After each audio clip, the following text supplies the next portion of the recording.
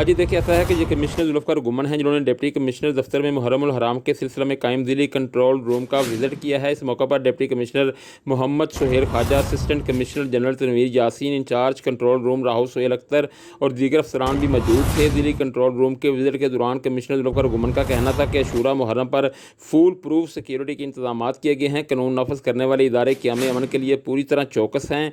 हसास मजालस और जुलूसों की सिक्योरिटी के लिए खसूसी इंतजाम को यकीनी बनाया गया है। हसास मजालस और जुलूसों की जदीद तरीन CCTV कैमरों की मदद से लाइव मॉनिटरिंग की जा रही है।